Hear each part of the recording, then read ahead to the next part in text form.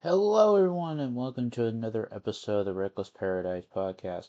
I am your host, Dystro, and tonight's episode is a Rivalries episode. Yes, we are bringing it back for maybe one night only. At the current state of the podcast right now, Marissa has been kind of going through some some issues and all that stuff. So there is kind of like a little shake up in the um, podcast schedule and all that stuff.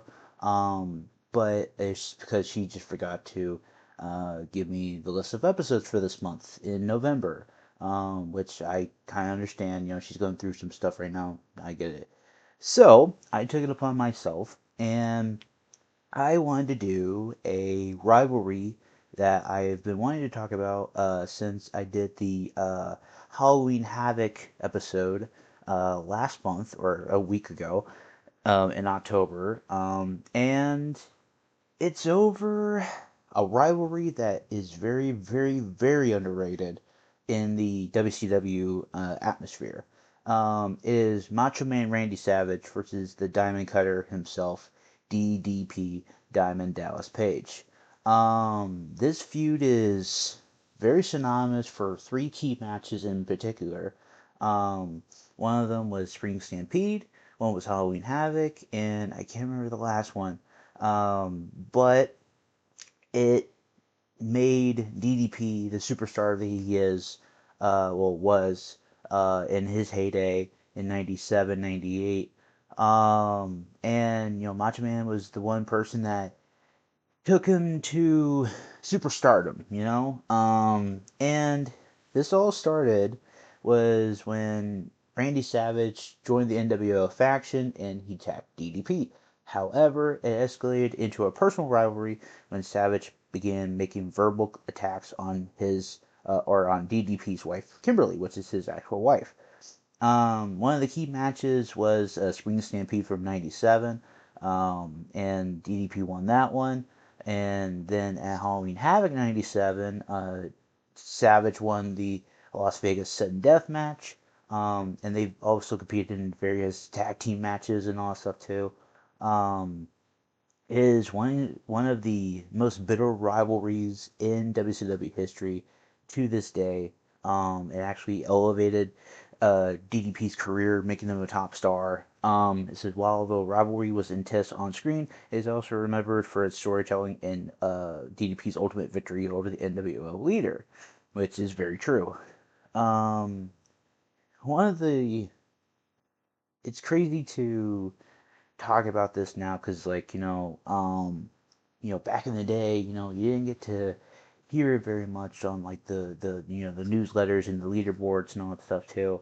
Uh, so like the world of WCW was on fire with its ongoing NWO storyline and seamless character change in his anti-hero antics while taking down the NWO on weekly TV. Not to mention the exciting cruiserweight matches as well, which were highly underrated. But there was another storyline in 1997 that is often overlooked and perhaps is not anticipated as it should be or appreciated as it should be.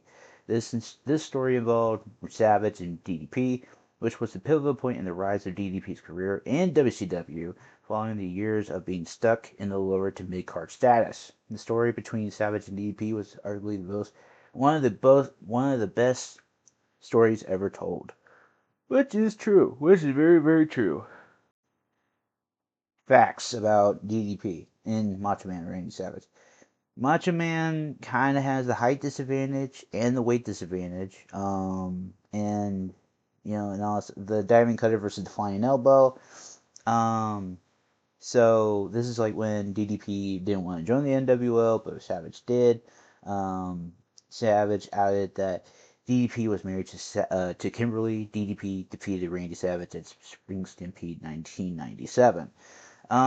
So a little bit of a history lesson here.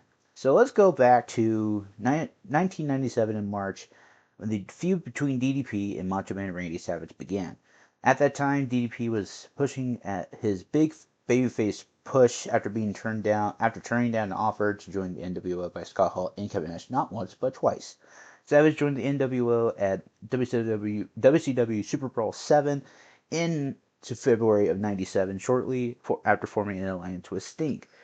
At Uncensored 97, Savage cut a promo alongside Miss Elizabeth where he targeted DDP and his wife Kimberly Page. Savage and Elizabeth proceeded to show a Playboy magazine to the world with the letters NWO spray painted across Kimberly's centerfold. Savage also revealed intimate details about DDP and Kimberly, including the fact that they were indeed a married couple, a detail that was kept under wraps in the realm of kayfabe. DDP came out and attacked Savage, but ended up receiving the end of a beatdown. Kimberly came out to her husband's aid as she covered her fallen husband. Savage spray painted NWO across her dress, humiliating even further. DDP vowed revenge and, in his own words, snap into his world for what he had done to Kimberly, which led to their first encounter at Spring Stampede in no DQ match. And then they had a rematch at Great American Bash, which Savage won. And then the blow-off match was at Halloween Havoc that year too. So 3 great matches, like back to back to back, to kind of like encapsulate this rivalry as a whole. And I've talked about in good length about the 1997 Halloween Havoc card, and the 98 card. You could possibly say the 1997 Halloween Havoc card. It's like basically a 2 to 3 match show if you want to kind of play politics there. Guerrero and Mysterio is one of the all-time greatest matches on that card. DDP versus Macho Man on that show was a really good match too. Also maybe Hogan and Piper, in the cage match. This is where, freaking Savage like goes to the top of the cage and like tries to jump off, but he fucking messes up both of his legs and shit. And it's just like, what the hell are you doing? Um, and then, going into 98, Savage and DDP, they're on all opposite spectrums of the card here. Because DDP is in the main event of 98 Halloween Havoc, fighting Goldberg for the World Championship. So here's a little interesting tidbit here. They've only had 8 matches together in a year-long span. The first one was, like I said, freaking Spring Stampede, and then the next one was the Great American Bash, which was Falls Count Anywhere, and then they had done like lots of tags with Kurt Hennig and Scott Hall. Like Scott Hall was in like a lot of these like tag team matches. And then they fought one more time at Halloween Havoc, and then they fought another time on WCW Nitro in a steel cage in '98, which wasn't their best outing, but we live and learn, And not gonna lie, this Spring Stampede show is actually kind of stacked. Uh, we have starting out the broadcast. We have Rey Mysterio Jr. versus Ultimo Dragon. Sick. Akira Hokuto versus Medusa for the WCW Women's Championship. Keep that in mind, Women's Championship. Prince Iaukea versus Lord Steven Regal for the Television Championship. 4 Horsemen versus Public Enemy. Stunk. Dean Malenko versus Chris Benoit. Kevin Nash versus Rick Steiner for the WCW Tag Title in a singles match. Keep that in mind. Brooke T versus Lex Luger versus Giant versus Stevie Ray for the number 1 contendership for the WCW World Heavyweight Championship. And then the main event was DDP versus Randy Savage. 3 matches in particular saved that show. DDP and Randy Savage, Malenko and Benoit, and then Mysterio and Ultimate Dragon. Let's just keep that in mind there. So, going into the Great American Bash, Great American Bash had starting off the night with Ultimate Dragon, whatever, versus Psychosis, sick. Harlem Heat versus Steiner Brothers, okay. Conan versus Hugh Morris, no. Glacier versus Wrath, uh, Akira Hokuto versus Medusa with Medusa's career on the line, which, okay. Benoit versus Mang in a death match. That's kind of foreshadowing there.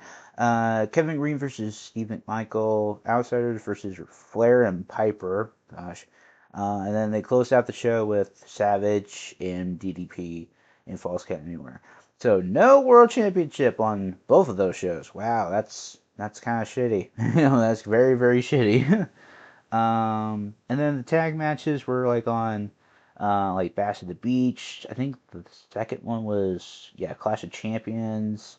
The third one was on Nitro, and then the fourth tag match that they had was at Fall Brawl War Games, which was the ultimate like that was the one that was like NWO versus the Four Horsemen, and it was like when Kurt Hennig joined the team, and it's just like, okay. But this is actually kind of a stacked card, to be honest with you. The '97 War Games. I actually want to probably maybe review that for uh like a throwback Thursday maybe at some point. Um, and we have Eddie Guerrero versus Chris Jericho for the Cruiserweight Championship match. That sounds actually kind of sick. Steiner Brothers versus Harlem Heat again. Alex Wright versus Ultimo Dragon. Jeff Jarrett versus Dean Malenko. Mortis and Raph versus the Faces of Fear. Okay. Giant versus Scott Norton. No DQ tag match with DDP and Lex Luger versus Savage and Scott Hall. And then War Games was NWO versus the Four Horsemen. That's when Kurt joined the NWO. And then I've talked about Halloween Havoc 97 before. And then their last match was on Nitro in 98. And it was the main event, and it was no contest. Boo. Um, yeah, it's just